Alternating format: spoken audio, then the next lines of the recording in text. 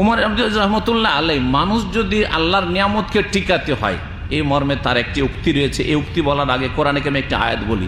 সূরা ইব্রাহিমের আয়াত নম্বর 7 আল্লাহ ইরশাদ করছেন, এই যে আমাদের নিয়ামত আছে, এই নিয়ামতগুলিকে যদি টিকসই বানাইতে চান, টিকসই মানে এর লংজিটিভি ভালো, স্থায়িত্ব নিয়ে আসতে চান, দীর্ঘায়ু হোক নিয়ামত, নিয়ামতটা দীর্ঘদিন আপনার কাছে থাক, এটা যদি চান, তাহলে কে চায় না এটা বলেন তো দেখি? কথা বুঝছেন? হ্যাঁ, যেসব নিয়ামত আছে ওগুলো চান যে দীর্ঘদিন থাক, চিরদিন তো থাকবে না, ঠিক না? চিরদিন কারো নিয়ামত থাকবে না, কিন্তু দীর্ঘদিন থাক, নাকি চান যে তাড়াতাড়ি যাক? কেউ আছে যে তাড়াতাড়ি চলে যাক চাইবে? তাড়াতাড়ি কেউ বুড়া হইতে চান কি? তাড়াতাড়ি অসুস্থ হইতে চান কি? হ্যাঁ, তাড়াতাড়ি আপনার মরণ চান কি? হ্যাঁ, তাড়াতাড়ি চোখে চশমা লাগুক চান কি? হ্যাঁ, তাড়াতাড়ি যৌবন চলে যাক এটা চান কেউ? না, 50-60 বছর হলে যেন আর একটা বিয়ে করতে পারি, ঠিক না? হ্যাঁ, বয়স বেশি হয়ে গেছে, এইদিকে বয়সের দিক থেকে বুড়ো হয়ে গেছে, কিন্তু বিয়ে করার ক্ষেত্রে মন বুড়া হয়নি, 60 বছরের বুড়া আর একটা বিয়ে করতে চায়। তাহলে কেউ চায় না যে আমার যৌবনটা দুর্বল হয়ে যাক বা যৌন শক্তি কমজোর হয়ে যাক, কেউ চায় না।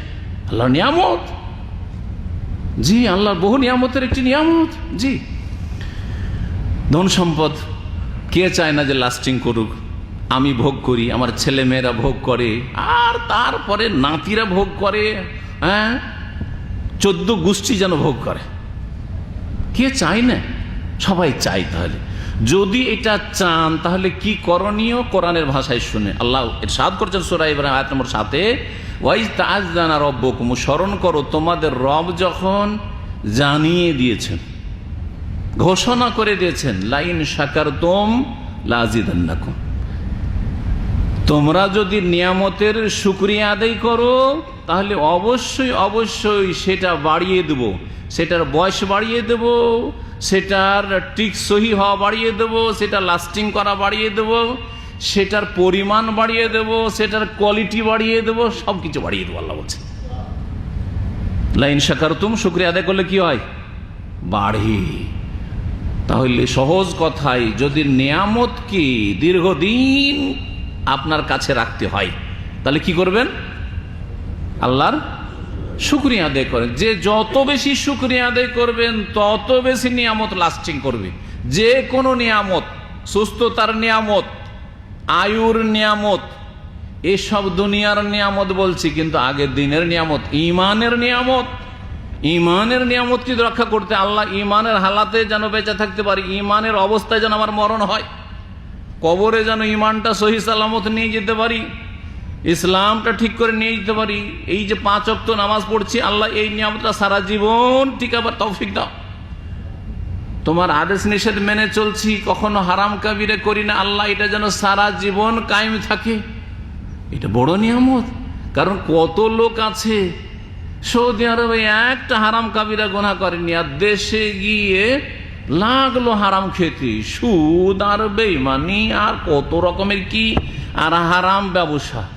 এই সৌদি আরবে 10 বছর 20 বছর হালাল রুজি কোনো নাজাতের কাজে আসবে না, শেষ সময় যদি হারাম খেয়ে মরেন তাহলে, অথবা শিরক বিদআত করে মরেন তাহলে, অথবা নামাজ ছেড়ে দিয়ে মরেন তাহলে, শেষ জীবনের আমলটাই হচ্ছে আসল আমল, নিয়ামত। জি, এই নিয়ামতকে যদি দীর্ঘদিন টিকাতে চান, জি, এই হজ করে আসলেন, এই যে হজ করা যাদেরকে আল্লাহ তৌফিক দিয়েছে এটা নিয়ামত, আলহামদুলিল্লাহ বলেন, বলে আলহামদুলিল্লাহ যে হজ করা তৌফিক দিয়েছেন। অনেক মানুষ, আপনার তো বয়স 40 বা 50, 70, 80 বছর বয়স হয়ে গেছে, আপনার চাইতে 100 গুণ বেশি টাকা পয়সা তার কাছে আছে, তাও হজ করতে পারে না, তাও হজ নসিব হয় না। জি, সুতরাং এর শুকরিয়া আদায় করেন। আর এই শুকরিয়া যদি আদায় করেন যে আলহামদুলিল্লাহ, আল্লাহ অন্তর থেকে শুকরিয়া আদায় করছেন, কথায় শুকরিয়া আদায় করছেন, কাজের মাধ্যমে শুকরিয়া আদায় করছেন, আলহামদুলিল্লাহ আল্লাহ তুমি আমাকে হজ নসিব করেছো, আলহামদুলিল্লাহ, তাহলে হতে পারে আল্লাহ বারবার হজের চান্স দেবেন, বারবার হজের সুযোগ দেবেন। এখান থেকে দেশে চলে গেলো, আমার হজের সুযোগ আসবে। জি, এতেই শেষ নয়, যত শুকরিয়া আদায় হবে তত বেশি আল্লাহ লাযিদান্নাকুম বাড়িয়ে দেবেন। এক কথাই যে কোনো নিয়ামতের ক্ষেত্রে দিন দুনিয়ার, লাইন শাকারতুম লাযিদান্নাকুম ওয়া লাইন কাফারতুম, আর যদি এই যে দেখেন নাশুকরিকে কাফারা বলা হয়েছে, তাহলে যে নাশুকরি করে সে কুফরি করে, সে ছোট কুফরি। মুসলিম যদি নাশুকরি হয়, নাশুকরগুজার হয় আর নাশুকরি করে, অকৃতজ্ঞ হয়, তাহলে ছোট কুফরি করলো। আর যদি বড় ধরনের কুফরি করে ইসলাম থেকে বহিষ্কার হওয়ার মতো কাজ করে যদি কেউ নাশুকরি করে, তাহলে সেটা বড় কুফরি হলো।